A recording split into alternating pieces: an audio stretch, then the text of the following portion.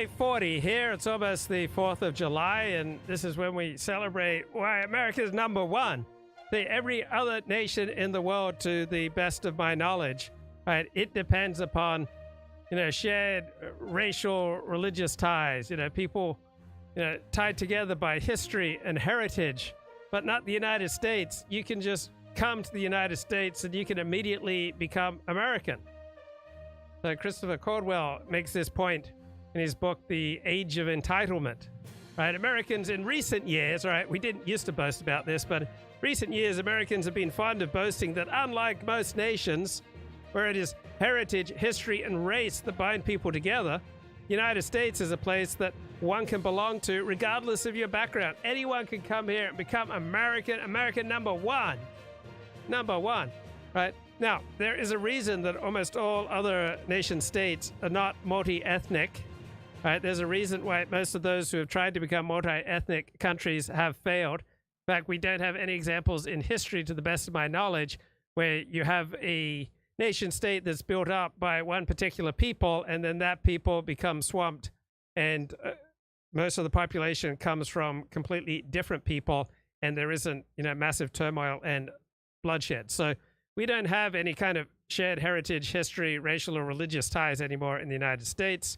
So our shared heritage is absent. It's unrecognized, right? All the eggs of national cohesion are placed in the basket of the Constitution. Guys, we got our problems, but at least we still got the Constitution. Maybe the Constitution will hold it together. But here's the paradox. With the dawn of the Civil Rights era, the U.S. Constitution, the very thing that made it possible for this ethnically varied nation to live together, has essentially been replaced by the Civil Rights Constitution. So what can hold us together? I'm thinking maybe a 4th of July declaration.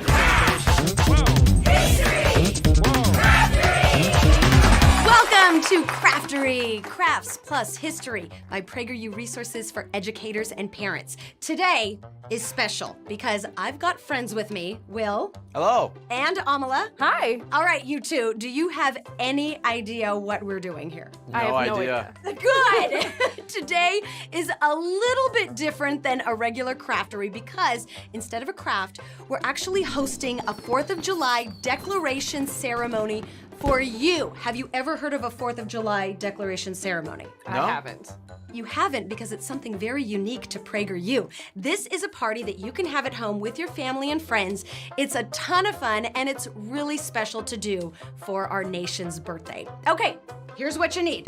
Iced tea, salty pretzels, strawberries, blueberries, whipped cream, a small bell, an American coin, any American coin, and a printed Declaration of Independence. So this short ceremony teaches us the meaning of Independence Day and reminds us how lucky we all are to be Americans. We are lucky, right? Yes, we are. Oh, So very lucky. Okay, are you two ready for all of this? Let's go. Let's go. A great way to start this party is to remember that before America was a nation, it was a Dream. It was a dream, yes.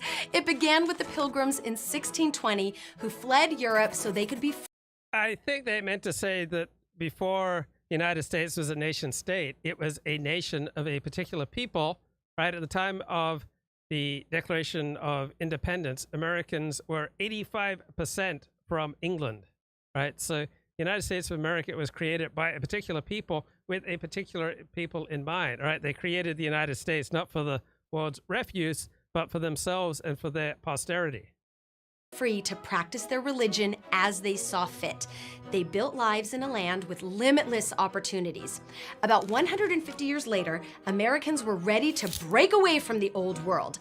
And on July 4th, 1776, our founding fathers took action and declared freedom from the tyranny of the King of England. Yes! Yes! Let's go.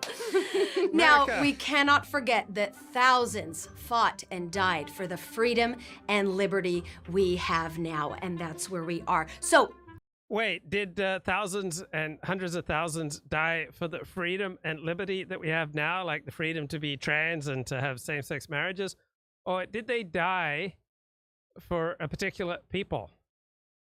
So in my flawed understanding of history, right, people fought for the United States and died for the United States to protect a particular people living in a particular land, not for abstract values like freedom. Pop quiz, Amala. Why is America different from all other countries? So, in 1776, most countries were based on nationality, religion, ethnicity, or geography, and America was based.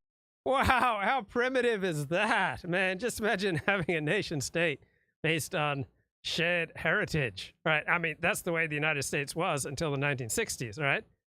By the 1960s, America was more cohesive than it had ever been before, right? We had higher social trust, higher social cohesion than we'd ever had before, and then we very quickly blew it up with civil rights legislation. But hey, maybe we can get it all back together with radical love, inclusion, and constitution, and do a 4th of July declaration ceremony, and maybe this will overcome our lack of racial, religious, historical, and heritage ties. On a set of ideas. That's right, and that's... Wow, so America is just based on a set of ideas? God, I'm so primitive. I thought America was created by particular people in a particular time and place, created for themselves and for their progeny, which sounds kind of blood and soil nationalism to me, but hey, I want to get educated. That's why I told you this is why we brought the friends, because friends know great stuff, especially you two. Will. Yeah, I think they died so that wealthy actors could dip gerbils into cocaine and let them run up their backsides. I think that's why so many American soldiers fought and died. What are those ideas that make America so special? You can see them on every coin. You have E pluribus unum, liberty, and in God we trust. So think about your own family. Is what makes your family strong, is it shared values? Do you have like shared slogans? Does that, knit your family together, right? Do you love each other because you have shared rituals, because you have like shared allegiances to particular texts, because you share political, religious, cultural beliefs? Is it shared ideology that knits your family, extended family, or community together? Or are you tied together by something more primitive, such as blood ties, shared history, heritage? Yes! Liberty, of course, means that Liberty. We're free to pursue our dreams and work hard to be as successful as we can. In God we trust. Amala, I'll let you take this one. Means that our rights are given to us by God. That's right, and no human can take away our rights. And E pluribus unum, Will, means? From many one. America is made up of all sorts of different cultures, ethnicities, religions, but we all come together to make America what it is today. Yes, and it is unique. So, are you ready for the treats? Yes. Been ready. Yes, been ready. Okay. All of these things here on our table, but we things all that you come can put together on to- your table, symbolize America's Declaration of Independence and the Revolutionary War that followed. So, let's start with a toast with our tea. Thank you. Thank you. Okay, we drink our sweet iced tea to remember the Boston Tea Party, when patriots dumped British tea into the ocean instead of paying unfair taxes. And they did this so that one day they could transition their gender and have same-sex marriages and stuff gerbils up their backside. To King George. Cheers. Cheers. And everybody Cheers. take a sip. That was more than a sip, Will. It's good tea. It's all right, it's a party. Pretzels. Now, pretzels remember the suffering of the salty tears of soldiers during the hard. So seriously, do you think this would be more effective at knitting the United States together, a nation of about 330 million people, as opposed to shared racial, religious ties, shared ties of heritage and history? Which do you think would be more powerful? So Dennis Prager, the one who came up with this 4th of July Seder, right? He was for massive immigration to the United States. He doesn't believe in the importance of shared racial ties, shared genetic ties. He doesn't believe in the importance of blood. He believes in values. He believes that value is far more important than blood. harsh winter at Valley Forge. The army was, of course, led by George Washington. Everybody take a bite. See the salt? Powerful. The salty tears of the soldiers. That's what we gotta remember. Powerful. And another sip of the tea. Gotta wash down the salt. You got it. Our bell. Now we ring a small bell to remember Yay. when our great Liberty Bell, now in Philadelphia, rang to proclaim the surrender of King George's armies. Woo! Woo! America! All right, now the best part, the part you two have been waiting for. We eat strawberries and blueberries and whipped cream to celebrate our American flag. Now, we know, of course, that the colors of our flag are red, white, and blue. Right. What does red stand for? Hardiness and valor. Yes, it means we're strong. What does blue stand for? Justice and perseverance. Yes, and white stands for purity. Okay, guys, go. Oh gosh, this is what I'm going to be doing tomorrow. How about you, man? I really think this could help bring America back together again. That's Right? amazing. Tastes like America. America #1. Now, we know that America is not perfect, but our ideals, opportunities, and history of always wanting to become better are things we can all be proud of, yes? Yes, And we are definitely. proud to be Americans. Of course. Of course proud. we are. So we've got one last thing to do. Sign our names on the copy of our Declaration of Oh, yeah. Independence. Ladies first, Amala. Okay. Yay!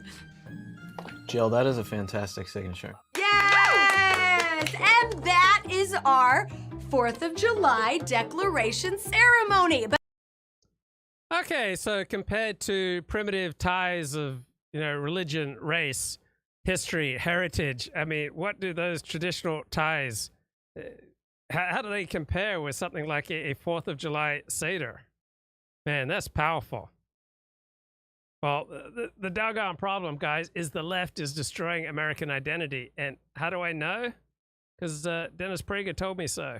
If Americans don't embrace some basic moral principles as their culture, the country is over, because this country is not homogeneous like Denmark or Norway. The country is heterogeneous ethnically and racially, and in every other way the human condition comes. So it is the only way America can survive is if everybody assumes a strong American identity, which the left is destroying. And don't forget, down on the lower right, this is coming to you from the Pain-Free Relief Factor studio. Supposed to say. And as a result, you don't have America anymore. From many we. Isn't that amazing? That was the name, I think, of his column. Certainly that was the topic of his column. Wow. Guys, if the left succeeds in destroying the American identity, we will have nothing left. Dennis tells us the only way America can survive. I saw it early. That I want you to know. He saw it early, right? He was far-seeing, right? The wise great man saw it early. He sees things that you don't see. For example, he knows that we're going through a civil war right now. Could it happen here? Could Nazi Germany happen here? Dennis Prager has written a column recently. It is happening here, right? We're practically building Auschwitz in Beverly Hills as I speak. What brings me zero satisfaction with myself. So I'm not bragging to you. I saw it Not early. bragging. I'm only saying that I did see it early because I think clearly. And I have a strong moral Geiger counter. And whenever it comes near the left, it pulsates. People want to say, oh, look, I don't like either extreme. This is the lazy way of not confronting evil. Well, it's on both sides. Really. When was the last violent demonstration on the right? So then people talk about Oklahoma City. You have individuals who do evil with every single doctrine on earth. But as a movement, tell me when the last right-wing conservative violent demonstration took place. When the Tea Party demonstrated in January 6th, but in fairness to Prager, this was recorded July 2nd, 2020. Large numbers against Barack Obama's policies, it cleaned up after itself. Remember that? They left the grounds clean. Did you see how these thugs who made Chaz, Buzz, Flues, did you see how they left it? A garbage heap? These are the scum of the earth. And if you can't say that, it's because you're a coward. People don't stare at evil. It's another one of my biggest views about life. Remember, I've always said, evil is not dark. Evil is so bright, people can't stare it in the face. I wrote a column years ago, the left fights statues, the right fights evil. On the left, there's greater hostility to George Washington than to the Iranian regime. Okay? Does that give you an idea of how morally sick the left is? Is that really true?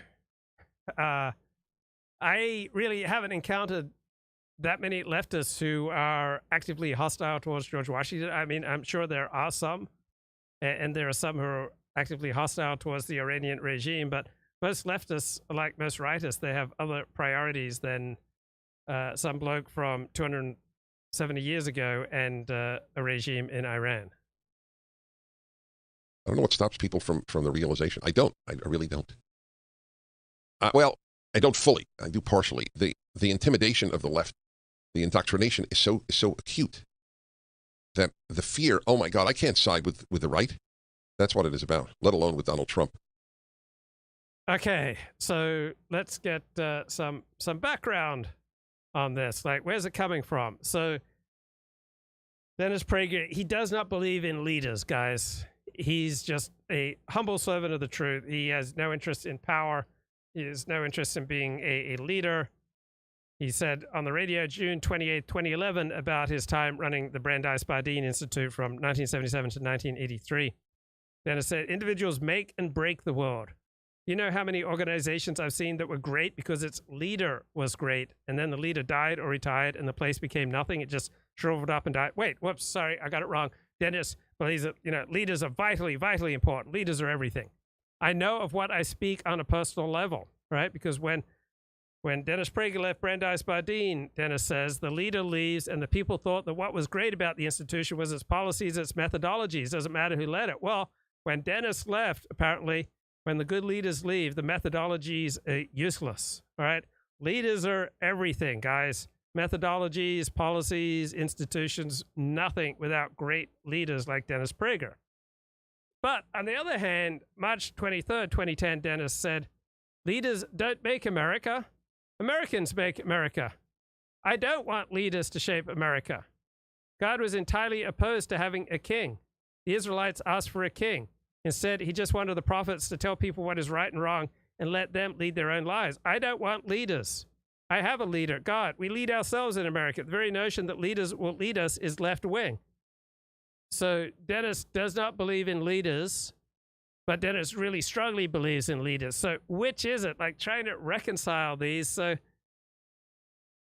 it's kind of hard to avoid thinking that Dennis loves leadership when leadership allows him to assert himself above others, and Dennis does not like leadership when it allows others to assert themselves above him. So with almost all pundits, they say completely contradictory things. Frequently, you have to look for the magic decoder ring for understanding pundits and gurus, and the magic decoder ring is look for what's in their self-interest. So they will promote leadership if they see an opportunity for leadership for them. They will oppose leadership if it might lead to others having more than what they've got. It all comes down to self-interest. That's the magic decoder ring for understanding punditry. So this Dennis Prager notion that it is the left rather than the right who valorizes leaders is, once again, the opposite of reality. So I've been reading this terrific 2015 book, Key Concepts in Politics and International Relations, and Professor Andrew Haywood has an entry about leadership. So, generally speaking,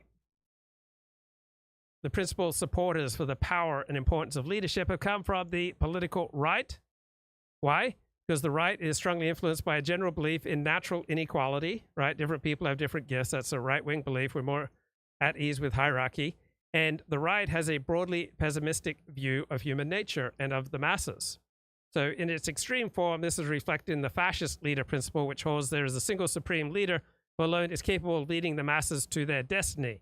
So the right often extols virtues of leadership, such as great leader mobilizes and inspires people who would otherwise be inert and directionless. This is just how Dennis Prager sees himself, particularly with his pitch for the 4th of July Seder. A great leader promotes unity and encourages members of a group to pull in the same directions, what Dennis Prager does, and strengthens organizations by establishing a hierarchy of responsibilities and roles. So people on the left usually warn that leaders cannot be trusted, and people on the left usually treat leadership as a basic threat to equality and justice. So why is Dennis Prager, so into a 4th of July Seder, but so opposed to ethnic, racial ties as the basis for a nation state? So Back in 1995, in a lecture on the book of Exodus, Dennis said the Jewish dream is that the world not be based on blood ties, which is kind of weird because Judaism is a tribe. It is strongly based on blood ties. All right, and you can have a tribe that's strongly based on blood ties that also allows in, a few members from the outside, right? That Judaism allows in a few converts does not contradict that this is primarily a tribe that is united by blood ties. But Dennis says, it is the only dream that will save humanity, given the horrors of blood. Blood beliefs are the greatest source of cruelty in history. Yes, blood beliefs are also the greatest source of kindness in history. If you are not my blood, you're not valuable. Yeah, that's basically how the world works. And it is a source of tremendous kindness and a source of tremendous cruelty. So all the evils that Dennis Prager ascribes to the belief in blood are simply the flip side of genetic altruism. When parents prefer their own children to other people's children, they are preferring their own blood. When people love, they simultaneously hate that which threatens what they love. And even Dennis recognizes this in his commentary on the book of Genesis. He says every nation has a derogatory way of referring to other nations. Yes. So does genetic similarity predict closer ties than less genetic similarity? The evidence is clear. It is overwhelmingly. Right? So look at what happens to adopted children as opposed to biological children. Adopted children are much more at risk of violence and abuse than biological children. So adoptees were more likely than genetic offspring to receive public assistance, to get divorced, to be arrested, to complete fewer years of schooling, to require professional treatment for mental health, alcohol, and drug issues. Compared to genetic children, American adoptees have a higher overall risk of contact with mental health professionals, specifically for eating disorders, learning disabilities, personality disorders, attention deficit hyperactivity disorder. They have lower achievement, more problems in school. They're more likely to abuse drugs and alcohol. They're more likely to fight with or lie to parents compared to genetic children. So Dennis Prager advocates the proposition nation, a country united by shared beliefs, as well as the proposition family, parents and children united by shared beliefs and shared rituals like the 4th of July Seder. He wrote, as a father, my purpose is not to pass on my seed, but to pass on my values. So Dennis also does not believe that the family is a particularly big deal when compared to the ultra importance of the individual, which is a very liberal perspective. So in a 2005 lecture on Deuteronomy chapter 24, verse 5, Dennis said, traditional life in Europe became, you are defined by your family. But that's not the way it ought to be. You are defined by you, not by your family. People think family is a big deal. It's not. It's a big deal? Well, who are you? Right? So Dennis says the individual far more important than the family. So I think this is a completely wrong belief. Right? So Dennis Prager and the classical liberal perspective coming from John Locke and company is that we are primarily individuals rather than members of families. Now, John Mearsheimer wrote about this delusion in his 2018 book, The Great Delusion, Liberal Dreams and International Realities. He says, my view is that we are profoundly social beings from the start to the finish of our lives, and that individualism is of secondary importance. Yes, we are not primarily individuals with inalienable rights. We are primarily members of a nation, an extended family, a tribe. And whatever rights we are afforded will depend upon the circumstances that the tribe or the nation finds itself in. So liberalism, right, downplays the social nature of human beings to the point of almost ignoring it, treating people largely as atomistic actors, which is how Dennis Prager treats people, which is very opposite of a traditional perspective, including the traditional Jewish perspective, which sees individuals as secondary to the family. So political liberalism is an ideology that is individualistic at its core and assigns great importance to the concept of inalienable rights. His concern for inalienable rights is the basis for liberalism's universalism, that everyone on the planet has the same inherent set of rights. And this is what motivates liberal states to pursue ambitious foreign policies, such as invading Afghanistan in 2001 and Iraq in 2003 to nation build and bring democracy and gay rights to the Middle East.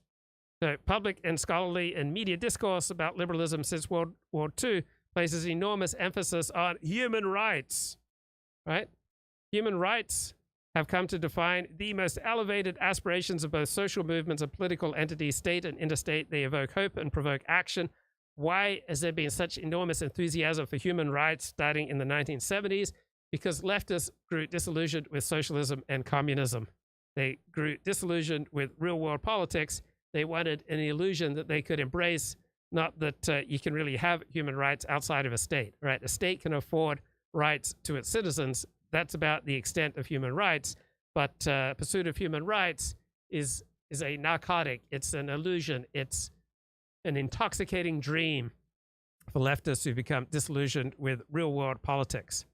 So Mearsheimer notes, we do not operate as lone wolves. Like, I get excited when I read a great idea or have a great experience, largely because I can then talk about it with someone or talk about it with a group of people because I'm connected to people who I love and who love me, right? We do not operate as lone wolves, right? We are born into families, to social groups, to tribes, to societies, to nations that shape our identities well before we can ever assert our individualism, right?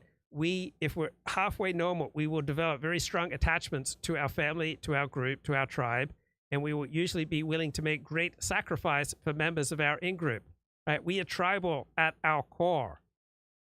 We are far more tribal than we're individualist. The main reason for our social nature is the best way for an individual to survive is to be embedded in a family, in a tribe, in an extended family, in a nation, in a society, and to cooperate with fellow members of your in-group rather than to act alone. Now, reason has a very elevated ranking, but it's about the least important of the three ways that we determine our preferences, including our moral and political and cultural preferences. Right? Reason is far less important than socialization, which we get from our families, extended families, our tribe, and our community, from our in-group. Right? The main reason that socialization matters so much is that we as human beings have a long childhood in which we are normally protected and nurtured by our families and our extended families and our communities, right? And by our surrounding society. And we are almost always exposed to intense socialization. Now, not me. I was kidnapped by dingoes, and I was just, raised in the outback. But normal people are raised by families, right? We begin to develop our critical faculties, in our teens and 20s, right? We're not really equipped to think for ourselves until well into our 20s, right? By the time we reach the point where we can reason, right?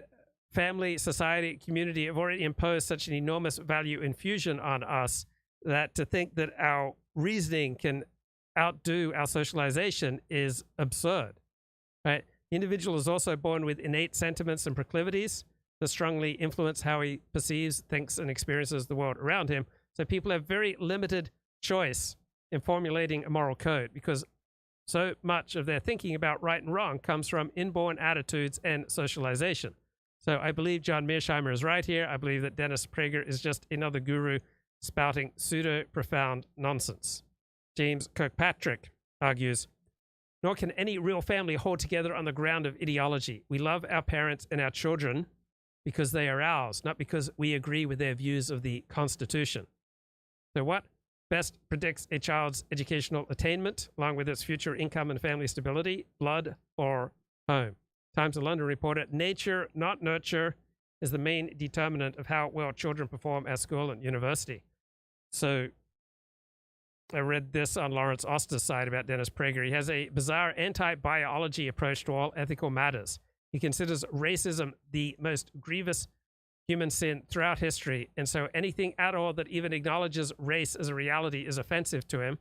He was appalled at the Baby Richard episode during the 1990s, where an adopted child who lived with his new parents from near infancy to around age 4 was given back to his biological father. So Dennis Prager describes the danger in thinking that blood is important, but he takes this view to such an extreme to say that blood is completely meaningless. He says many times if the hospital mistakenly gave him another person's baby and he kept that child for a day, he would not want to bring it back to switch it for his biological child, right? For every sane and decent person, there's a threshold of time after which the emotional connection overrides biology, but one day. And so this opposition to the slightest hint that blood, descent, genetics matters in the definition of a people, particularly the Jewish people, right, is absurd, right? Rejecting the racial or ethnic, biological, genetic component of Judaism is absurd, right? Your overall life chances can basically be predicted from your parents and your grandparents and your great-grandparents, right? The individual doesn't make that big of a difference in his life outcome compared to what is genetically transmitted to him and the social competence that he learns growing up. Independence Day in America, but on this special day, we find our beloved country more divided than united. Here to talk about the road ahead and much more is the host of the Dennis Prager Show and founder of Prager University. Dennis Prager, thanks so much for being here, Dennis, and happy 4th of July, which I fear means something different to us than it does to a lot of other people. But I want to talk about racism, and I want to talk about the theme and the undercurrent of all the protests and the burning and the looting and the toppling of statues. And that is that America is starting to recognize how racist she really is. Your thoughts? I wrote a piece a number of years ago that the greatest libel since the blood libel against the Jews in the Middle Ages, where Jews were accused of using Christian kids' bloods to bake matzah for Passover. Oh. That was the great blood libel. The second biggest libel that I am aware of on a national level is that the United States is a racist country. That is how profound a lie it is. And the reason it's so serious is now seen in the streets. It is seen in the lives of vast numbers of white and black and other kids in this country who believe this grand lie. There are so many obvious ways to prove how little racist this country is. Let me give you just a quick review. First of all, there are so many hoaxes. There are so many race hoaxes of a swastika on a dorm room, of a noose in somebody's room, of a gang rape against a black woman. All of them turn out to be hoaxes. So I have a question. Why are there, or Jussie Smollett, obviously, the latest one with NASCAR, why are there so many hoaxes if there's so much real racism? I'll bet you there wasn't one anti-Semitic hoax in Germany in the 1930s. You think any Jew made up an anti-Semitic incident? Of course not, because there was so much real anti-Semitism.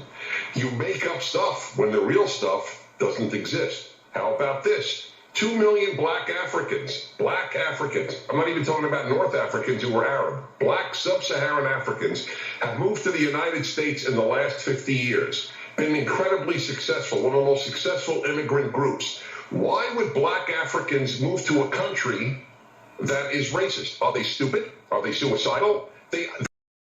Okay, so in the 1960s, we got the Civil Rights Revolution, and it was understood completely differently by American whites as opposed to American blacks. So for whites, the Civil Rights Revolution was a really nice thing that the majority population was doing for its minority population. But blacks understood civil rights completely differently. They understood white people, the majority population, passing civil rights legislation as an admission that they were guilty.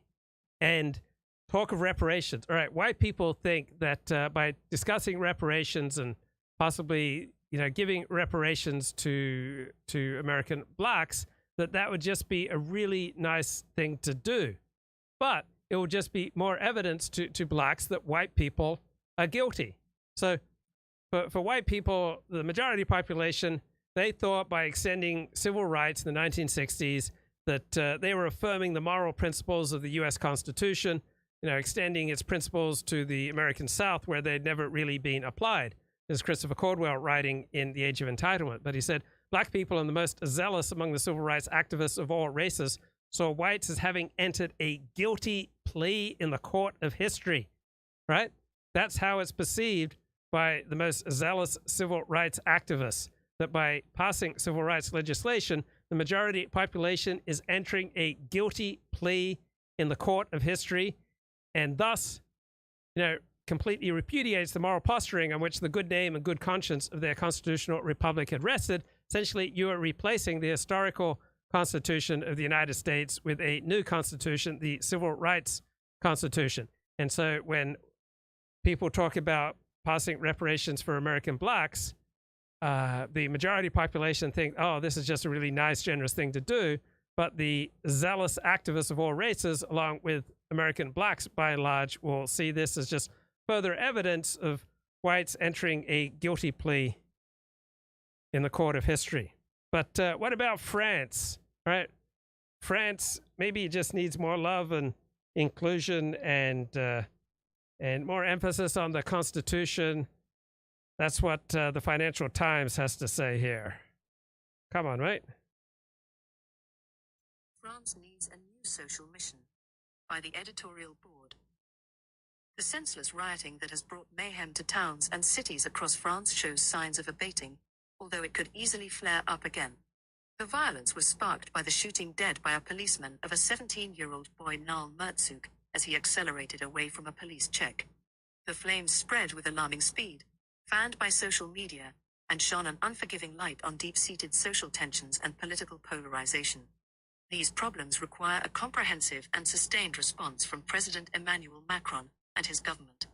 France's impoverished, ethnically diverse urban neighborhoods will otherwise remain a powder keg, prone to detonation. Macron deserves some credit for how he handled this crisis.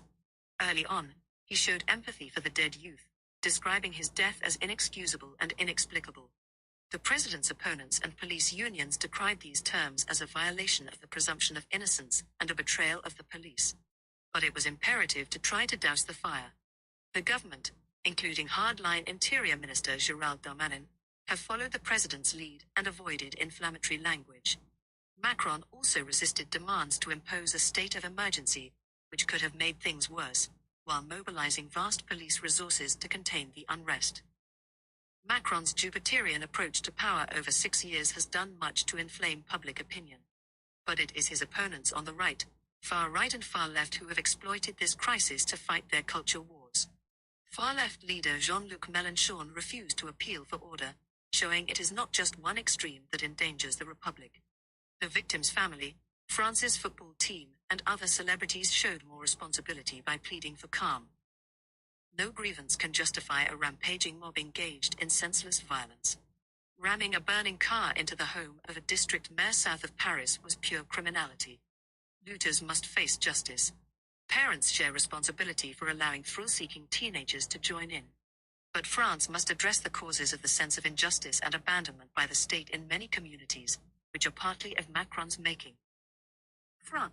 Okay, so France must address root causes, guys, because apparently there are substantial numbers of people in France who feel that the government is unfair. Well, guess what? Life is unfair. The government is going to inevitably be unfair everywhere. So just as America's race problems are not unique to America, they reproduce everywhere. You get those same racial combinations everywhere in the world. So too, France's race problems are reproduced all over the world. They have absolutely nothing uniquely to do with France.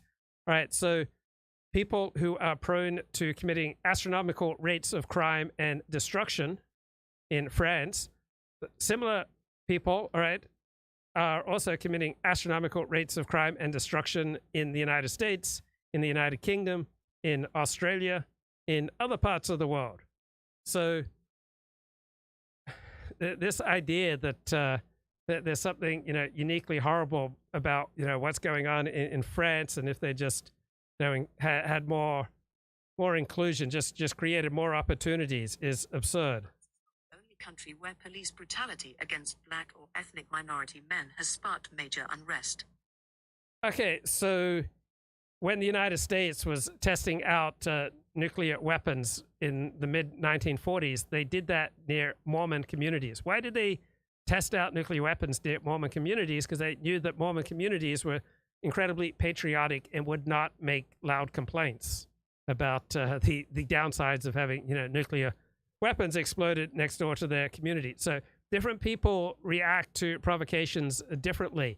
So the people who've reacted in a criminal way to provocations in France, right?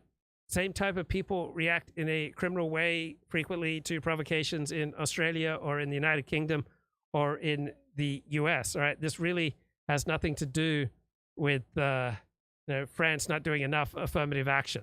I mean, France and the United States have both tried to take on ideological approaches to nation building. Hey, guys, we got these shared values in common. Surely that will be enough to bring us together. But that's not how the world works. And I'm coming back here 1,000 times if I have to point out that's not how the world works. I win, they lose. The US and UK have witnessed the same. But France is singularly reluctant to face up to its policing problems, violent tactics during protests, poor training, systemic racial discrimination, and far-right sympathies. Police rules on using firearms, relaxed in 2017, racial discrimination and Macron's reluctance to tackle these issues for fear of looking soft on law and order has backfired, since it is the far right that has most to gain from further flare-ups.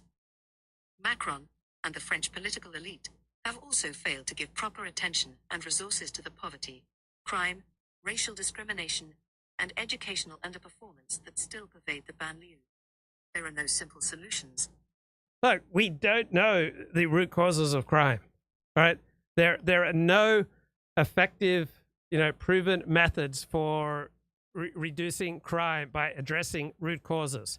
We do have a very effective method for reducing crime, and that is to lock up super predators, right? You lock people up who do bad things, you reduce crime. Ergo, you get to choose your crime rates by how rigorous you are in locking up people who do bad things, right? That unequivocally, empirically reproduces itself again and again and again. Lock up bad people doing bad things, you will slash crime rates. And so this Financial Times op-ed is absurd, right? France must address the root causes of these riots. We don't know root causes for crime. We don't have a strong empirical basis for that. We can notice that certain groups commit astronomical rates of crime wherever they are in the world. So it must not be the environment or policing or the schools or all these external factors. When everywhere these groups go, they commit astronomical rates of murder and mayhem. France must address the causes of the sense of injustice and abandonment by the state in many communities. Well, every individual, every community can manufacture a sense of injustice and abandonment, right? You can manufacture a gigantic sense of injustice and abandonment and victimization by the state, by your family, by your community, right? That's to be human is to have some, sense of victimization. Right, that's nothing unique to these groups that are committing the mayhem and the rioting. France is not the only country where police brutality against black or ethnic minority men has sparked major unrest. Yeah, well, a lot more white men are the victims of police brutality in the United States, and yet, by and large, white people don't rise up and commit astronomical rates of crime. So I don't think purported police brutality really has much to do with it. France is singularly reluctant to face up to its policing problems. Well, if the groups who are rioting and murdering and committing mayhem in France have astronomical rates of crime and murder everywhere they go in the world, it really doesn't have much to do with France's policing.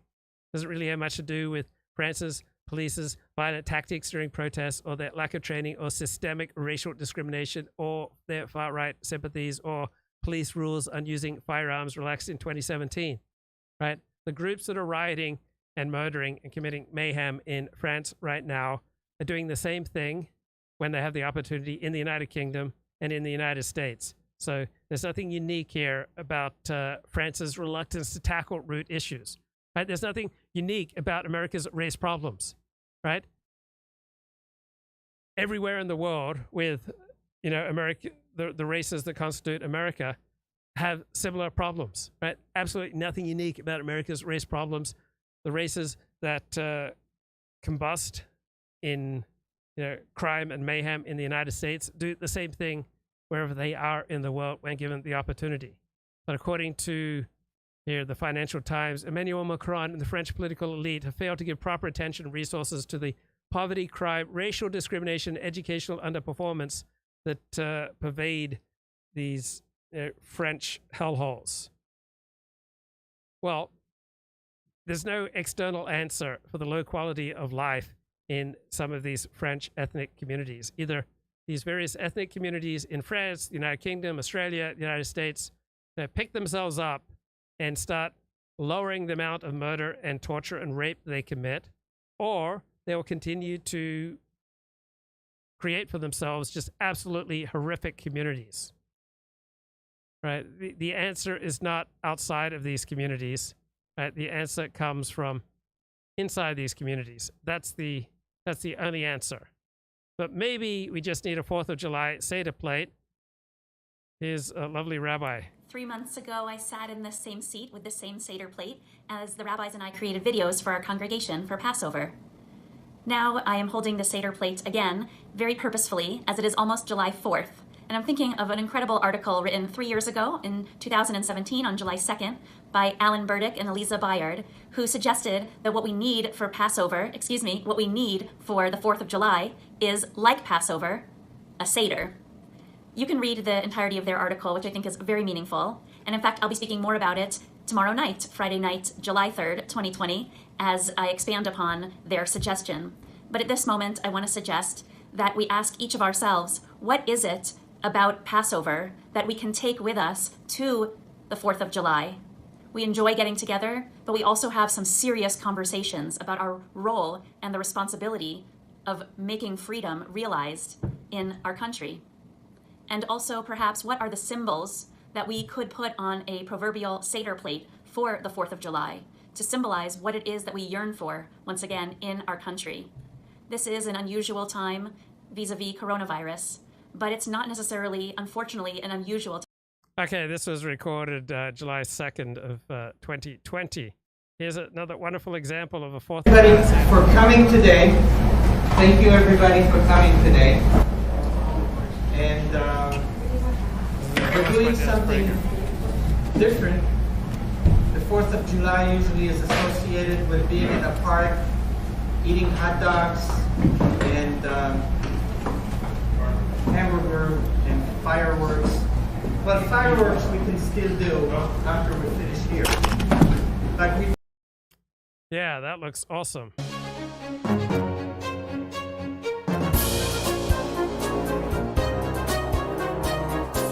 4th of July celebration declaration endorsed by Dennis Prager. Come on, guys, celebrate our country. Where does Cards today. Is this my card? This is who you are. Is that your name tags? You're welcome. This facts about the person that you are on the back of your card. Hey, David, Gina! God, it's great to see you. Thanks for coming to our 4th of July party. Oh, so cool to see you. Today, everybody's going to represent one of the signers to the Declaration. There were 56 of them, and so you're gonna get a name tag. So you need to put the name tag on. William. You're William, and you're Samuel Huntington, and you're both from Connecticut. Okay, so we put your name tag on, and then we're gonna give you. You're going to each have one of these bio cards, and on the bio cards there's a few sentences about each one of you. Okay, this is your bio card, and you notice that you're Samuel Huntington, and you're from Connecticut, and this is where you are in the famous painting. It shows a little red arrow, and it describes where you are in the painting. Oh, wow. And what we're going to do during the party is you can go up to anybody at the party, and like if you looked at him and you'd say, hey, William, tell me a little bit about yourself. And then he would share a couple sentences about him. And then you do the same thing. And then you can ask him, well, who are you really? And you meet a new friend, okay? Okay. And I want to show you where you are in the famous picture and where your signatures are in the Declaration. All right, so cool. we're going to walk over here. Okay, so those are nice attempts. I don't think they'll really be that effective. I think a far more effective approach would be to anathematize diversity, all right? Celebrating diversity is celebrating that we have nothing in common, right? The more diverse, the less in common we have. Diversity effectively means anti-white. So I think we should stop celebrating diversity and instead start celebrating things that we have in common. And these were examples of, celebrating things that we have in common. But perhaps don't make the majority European Christian population, feel like it's going to be overwhelmed. That's not a good idea because we don't know, how people will react. We don't have any examples in history of a majority population that's created their own nation state and then become overwhelmed by outsiders, and it wasn't accompanied by tremendous turmoil and bloodshed. So, on the other hand, people on the dissident right have usually a moronic perspective on this. They're all distrustful of institutions. They don't trust the media, and yet they just relentlessly spout inaccurate statistics that are given to them by institutions and the media, such as the U.S. Census says that we're only a 60% white country. So this is how flawed the U.S. Census is, and if people on the distant right had done, any decent digging, they would understand this. I am 1/16 Chinese. So I could put on the U.S. Census that I am Asian and that I am Caucasian, and I would be treated by the U.S. Census as 100% Asian. Right? You put down that you're, part black and part white, and let's say you're 1/16 black and 15th, 16th Caucasian, the U.S. Census will treat you as 100% black. So U.S. Census figures upon which the news media and other experts make so many of the declarations are flawed, right? They dramatically understate the European percentage of our population. And the dissident right just mindlessly cites, whites are already a minority in much of the United States. They're getting overwhelmed, and they have no understanding about how distorted a picture of the reality of the United States the U.S. Census gives. So if you're going to base your entire life, you're going to base your entire political activism, you're going to base your worldview, you're going to base your politics and your culture and your commitments on something like, percentages of a population that you identify with, maybe you should learn something about how those percentages are calculated and how relatively accurate or inaccurate they are. And if they're inaccurate, to which extent are they understating or are they overstating? All right. So I've been enjoying the podcast, If Books Could Kill. Here is the podcast talking about the awful Thomas Friedman, New York Times Foreign Affairs columnist, his awful book, The World is Flat. There's definitely a lesson you can learn about mediocrity from Thomas Friedman. It's just not this one. The fucking New York Times opinion page would be the first stop on that tour. So we can't wrap up a Thomas Friedman episode without talking about the Iraq War. Oh, yeah. I'm going to send you a clip that I know you have seen. Now that the war is over and there's some difficulty with the peace, was it worth doing? Well, I think it was unquestionably worth doing, Charlie. I think looking back at the 1990s, I can identify that there are actually three bubbles of the 1990s. Oh, no, three bubbles. There was the NASDAQ bubble. Classic Friedman. There was the corporate governance bubble. Lastly, there was what I would call the terrorism bubble. Oh, God. And the first two were based on creative accounting. The last was based on moral creative accounting. What? The terrorism bubble that basically built up over the 1990s said, flying airplanes into the World Trade Center, that's okay. Oh, the Arab mind. Wrapping yourself with dynamite and blowing up Israelis in a pizza parlor, that's okay. And that built up as a bubble, Charlie. And 9/11 to me was the peak of that bubble. Peak of that bubble. And what we learned on 9/11, in a gut way, was that that bubble was a fundamental threat to our open society. Bubble threat. Because there is no wall high enough, no INS agent smart enough, no metal detector efficient enough to protect an open society from people motivated by that bubble. And what we needed to do was go over to that part of the world, I'm afraid, and burst that bubble. And what they needed to see was American boys and girls going house to house, from Basra to Baghdad, and basically saying, which part of this sentence don't you understand? You think this bubble fantasy, we're just going to let it grow? Well, suck on this.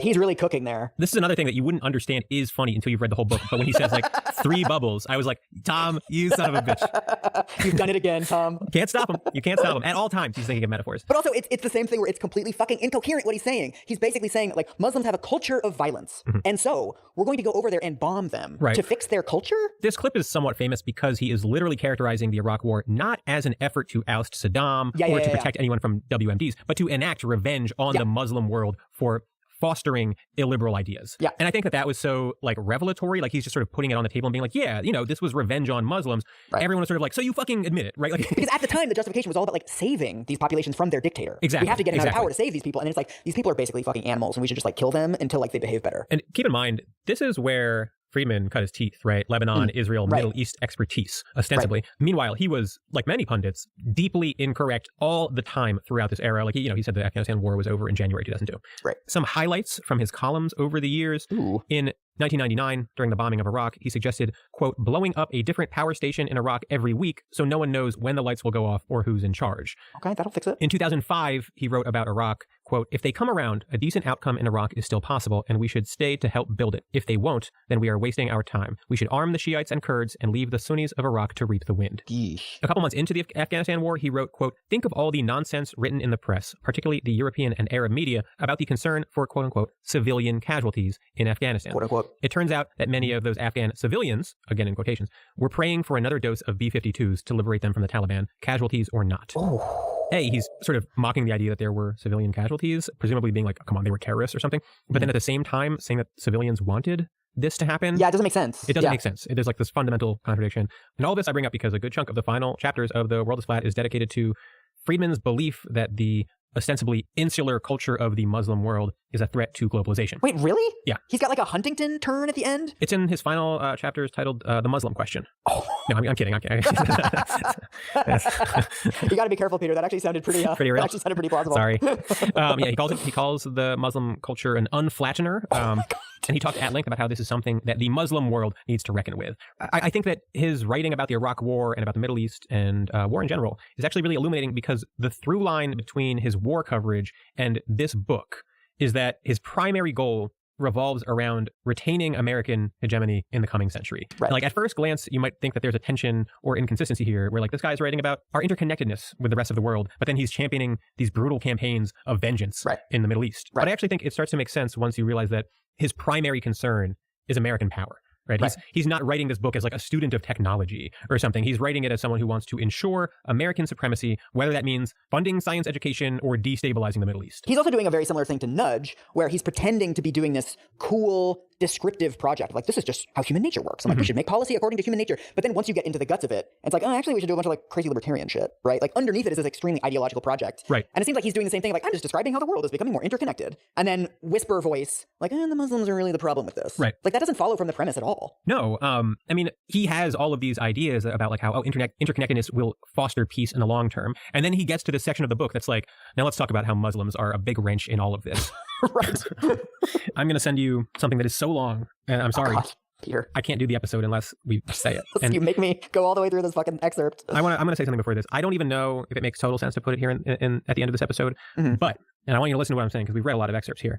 This is the worst thing in this book. Okay. I have a screenshot version of this that is the entire page is highlighted because I started trying to highlight sections. Because I was like, well, I don't want him to read all of it. It's too long. And then I realized that I was highlighting all of it. Just kept going. And so I was like, well, now it looks stupid. I'm just going to highlight the whole page. Okay. He says, what if regions of the world were like the neighborhoods of a city? What would the world look like? I'd describe it like this.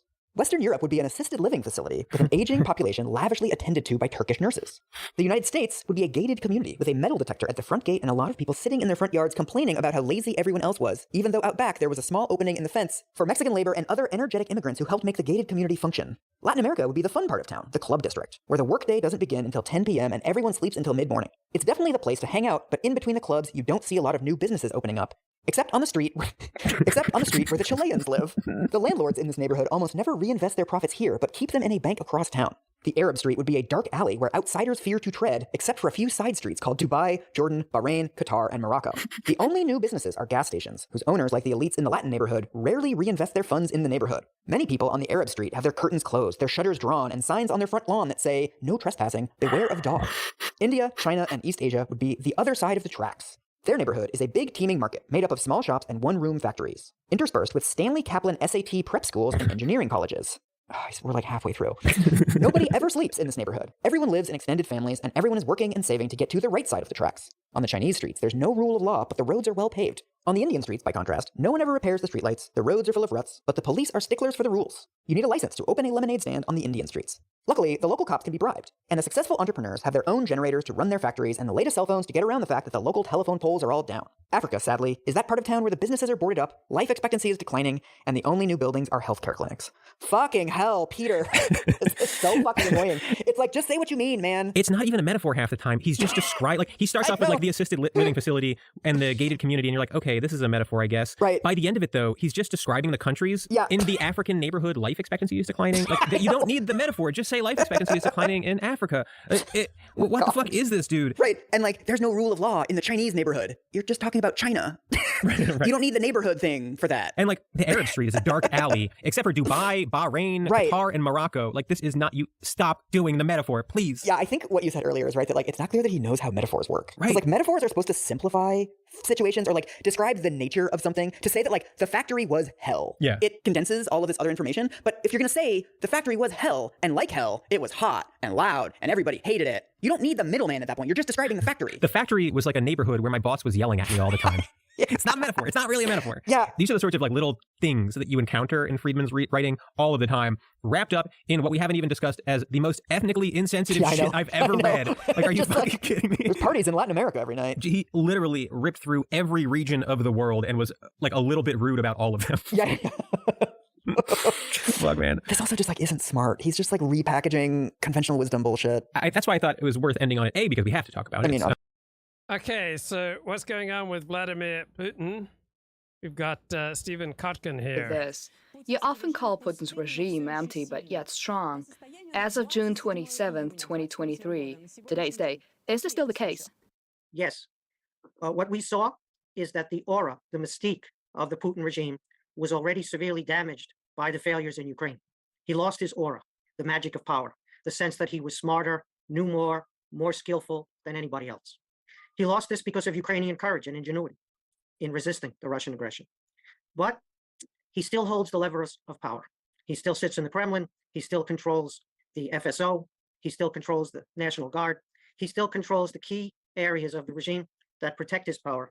Also, he has a very important secret weapon, which is that people believe the fate of the Russian state and the fate of Putin could be connected. So that if Putin goes, Russia also as a state may collapse. This conflation of the personal regime and the fate of Russia is one of Putin's weapons that makes people afraid to act against him, even though the aura is gone. So hollow and hollowing out, and yet still strong.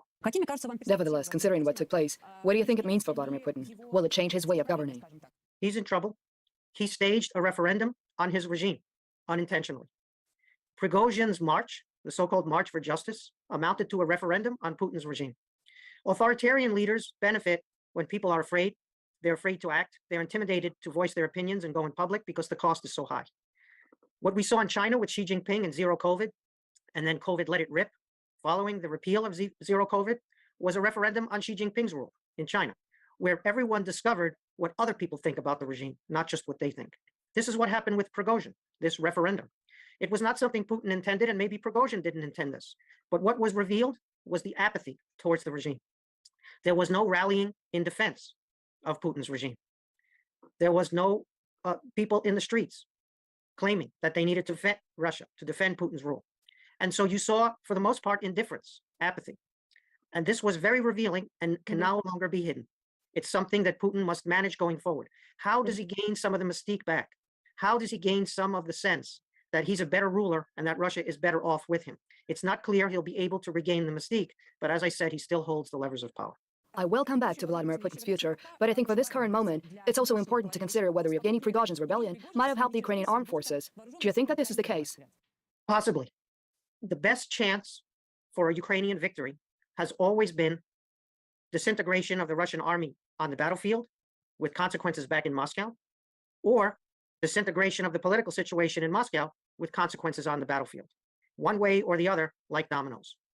So far, the Russian battlefield in Ukraine has held, and so far the situation in Moscow has also held. So there have been no great breakthroughs for the war so far. It's very early. It's early to tell what's going to happen. It's very unpredictable. What we don't know is much greater than what we do know.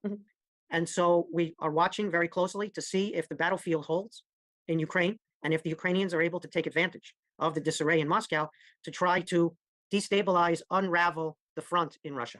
Well, we'll talk about the state of the counteroffensive later in the program, but Steven, I wanted to ask you why Putin dropped the criminal charges against Prigozhin. At least for now, there are no charges against him for initiating an armed rebellion.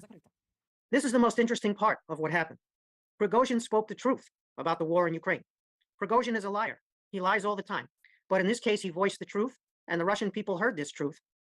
The truth that the war is a mistake, that the war is a criminal aggression, that the war was fought for the conquest of Ukraine in imperial terms, that the war was an outcome of the internal dynamics of the Putin regime. So it has nothing to do with the West. It has nothing to do with Russia being under threat from the outside. It has nothing to do with NATO expansion or any of the other lies that the Putin regime has told. So Prigozhin voiced the truth. Normally, someone who rises up against an authoritarian regime and voices the truth has to be wiped out for that regime to survive.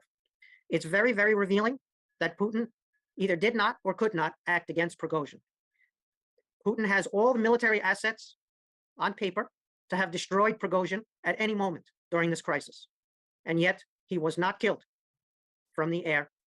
And then he was supposedly pardoned and allowed to go into exile. So this shows a lack of confidence on Putin's side that he could have acted decisively in this situation. He gave the excuse that he did not want to shed Russian blood. Well, that's what he's doing in Ukraine. He's sending Russian boys and girls into the meat grinder in Ukraine. He sent the Wagner forces into the meat grinder in Ukraine, and they've died in the tens of thousands and been wounded in the hundreds of thousands. So it wasn't about Putin not wanting to shed blood, because that's what he's doing all the time. It was instead, apparently, we're not sure, this is a surmise, about his lack of confidence that the military and the security forces would respond to put this down rather than stand aside. Stephen, in an interview with Foreign Affairs, you say that a dictatorship is strong as long as there are no alternatives. Is Prigozhin really an alternative to Putin? Maybe there's some kind of better option. Yekaterina, we might find out. Anyone who appeals to Putin's base, a Russian nationalist, a Russian patriot, a tough guy, a strong leader, someone who's very effective at social media, anyone who appeals to that section of the Russian public is a threat to Putin, because that's Putin's base, especially a threat if that person wears a uniform. And so Prigozhin demonstrated that that is the greatest vulnerability of the Putin regime. In an authoritarian regime, you have many different factions. The leader gives them overlapping jurisdictions. He pits them against each other. He makes them rivals and enemies in order to control them and in order that they would be beholden to him. He promotes people who are not clever, who are instead on the level of Shoigu, so that they do not present a threat if they have control, for example, over armed forces. This, of course, means that the regime is inefficient. The regime is ineffective. The regime is constantly at war with itself. The fact that this rose to the level of a march on Moscow shows the degradation, the increasing hollowness of the regime, but it also shows others in the regime that this is possible for them. It's possible for them to believe that they can do better, or that Russia needs a savior because Putin's regime is so degraded and because... Okay, so just want to finish off the show, just a few sentences more from this great book that I'm rereading by Christopher Caldwell, came out in 2020, The Age of Entitlement. So he writes, you can call sexual morality a mythology constructed by life-hating prudes, but they too serve an erotic function. So when I go to an Orthodox synagogue and women are hidden behind a mechitza, right, separated from the men at prayer, I just think it's incredibly erotic. It makes women, so much more alluring when they are separated off from the blokes. Without an external source of sexual morality, people who would behave in a civilized way must produce their own prudery and carry it around inside them. Right? This is how liberals act. Right? They have a notion of the self as buffered. Right? There's like a protection around the self. You don't have to be polluted by what's going on around you. They believe in a buffered self. They believe in a reflexive self. So you're constantly monitoring what you say and what you do on the basis of how it affects other people. So liberals on the left, by and large, subscribe to a courtier morality. When you're moved from your own, kingdom, when your own home is your own castle, and you take up at court, you have to constantly juggle everything you say and do according to what's going on in court and how it's going to affect, dozens of different people. So that's kind of liberal left morality, constantly reflexive, noticing how everything you say and do affects everybody else. Right? So liberals produce their own disciplined, disembodied morality. Traditional morality is much more based around concrete blood ties, genetic ties, ties of family and traditional obligations to, family, God, community, and country. But, people who would behave in a civilized way, once you remove traditional sexual restraints, must produce their own prudery and prudery carried around inside them. So what the liberals on the left does. So essentially, the men must demasculinize and the women must defeminize. And you do see these trends on the left. So Ray Davies of the music group The Kinks wrote in The Good Life, his 1970 song about the absurd glut of sensual gratification offered to a rock star, I got so many women that I wish that I wasn't a man. That is a disturbing thought. Hypersexualization is often a mask worn by desexualization. What is thrilling, what is fulfilling, what is functional about sexuality might be wrapped up in the very complexes about sexuality that crusaders for sexual freedom and other reformers insist that we should remove. So we all have a hero system, and most normal people get their hero system from their community. And so a hero system, valorizes certain types of behavior, certain types of rituals. Your hero system might be that marriage is a heterosexual institution. Your hero system might mean that military should be a heterosexual institution. On the other hand, if your hero system is that, gays should be able to marry, gays should be able to participate in the military to any extent they wish, then your hero system is also must include anti-Christian and anti-Jewish sentiments, because traditional Judaism, traditional Christianity are anti-homosexuality.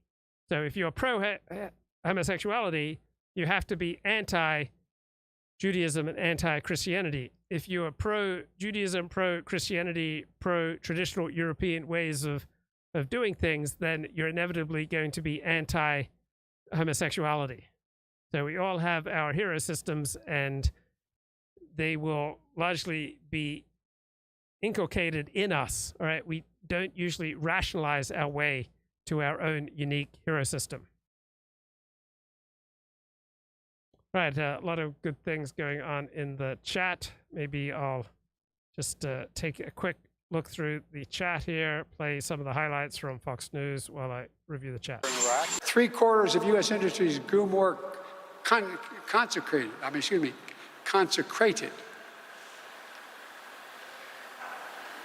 I'm thinking I didn't go to Mass. All right, looking at the chat, Thomas White says, you're yelling into the wind, 40. Nobody is bothered listening to it. Yeah, that's basically right. That is fundamentally what I'm doing here. I am yelling into the wind. All right, 20 people, 18 people are watching on YouTube. 5 people are watching on Rumble. No, I'm up to 10 people watching me live on Rumble right now. Got 1 person watching me live on Odyssey.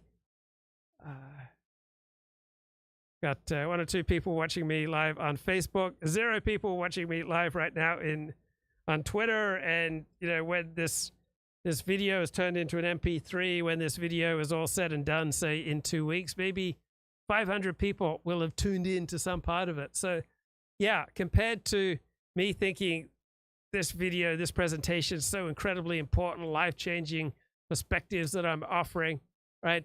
Thomas White is more right than that, right? Yeah. Essentially, we're all yelling into the wind. All right. Little exaggeration to say nobody is listening, but it's certainly more accurate to say nobody is listening than to claim, oh, the world is listening. 40 and I should have a chat one day. It'd be more interesting than most of his streams. It may very well be so. Thomas White, get in touch. I'm going to come on the stream. This channel is like a blast from the past, like from something from 2015. Prager is a teacher of falsehood, says Judas. Well, Prager is like the rest of us. He has his strong points and his weak points. Yeah, I think overall, the effect of his teaching is overall negative, right? He is propounding epistemic corruption. He makes people less able, if they take him seriously, to discern what is true and what is false. Even without a king, Israel had judges. Yeah. We always need leaders. Most people really don't give a crap about what ancient Israel had or has. That is true. Most people only care about themselves and their own in-group. And that is adaptive. That is usually a pretty healthy way to go. Brian says, if we just respect each other as part of the human race and we all adopt Enlightenment philosophical worldviews, then we can all get along regardless of race. Race is a primitive ideology, but a lot of the primitive things that drive us are more powerful than rational beliefs. America is an idea, but it has to be in tune with Prager's idea or it is doomed. Problem is that people don't adhere to the ideals with which they work. They cling to their primitive instincts, the race, tribe, religion, or kin, rather than higher evolved ideas like rationality and culture. Well, yeah, our reason is very weak compared to the power of our genetics and the power of socialization. Brian says, I'm not being sarcastic. I'm just highly evolved and human rather than a primitive, tribal, warlike humanoid. Curious Gazelle says, all of these disorders are economically determined. I think it'd be more accurate to say that they are genetically and geographically determined. So whatever economy or culture or religion your people develop will come out of a particular combination of genetics and geography. Dennis Prager is just highly evolved. Ought not to be all about family or race. Ideas are the highest form of tribe. I would accept a Christian Ethiopian who believes in libertarian values and Americanism rather than another white person who is a liberal, says Brian. Human rights are great. You support human rights as well, Luke, without realizing. No, I recognize and realize I support human rights. They are great, but they can only be real when they are provided by the nation state to its citizens. And whatever rights the nation state can afford to its citizens are going to vary depending on time and place. What's more important than looking at people as individuals with inalienable rights is recognizing that we're all part of something bigger than ourselves, a family, an extended family, a community, and a nation. And we have responsibilities, not just rights, and rights can be taken away as we saw during COVID. Stella says human rights only exist within a Christian framework. No, they only exist within the framework of a nation state. Change the topic now. We've had enough of economics.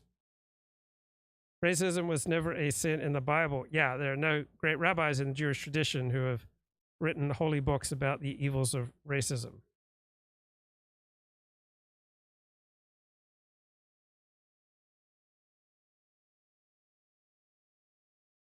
Competent members of minority groups prospered in business, entertainment, academic, sports, etc. prior to 1964 civil rights legislation, says the chat. Only incompetent people need affirmative action to make up for their lack of intelligence, their lack of skill, willpower, and industriousness.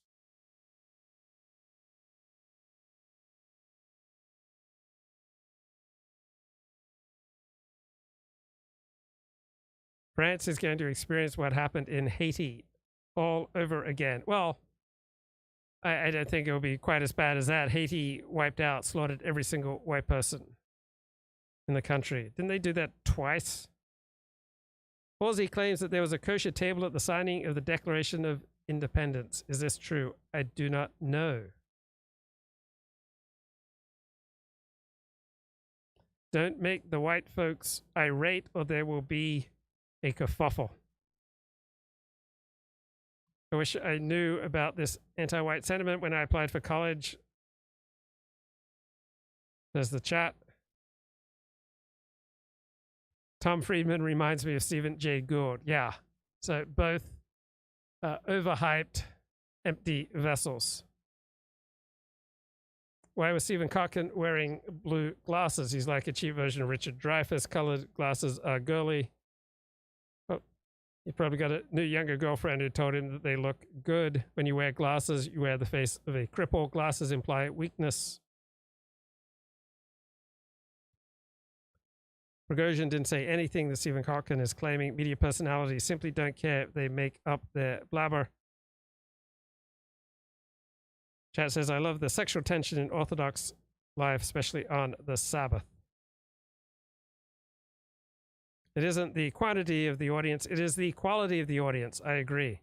Talking with Einstein would be more meaningful than talking to 1 million dopes. Thanks for tuning in. Take care.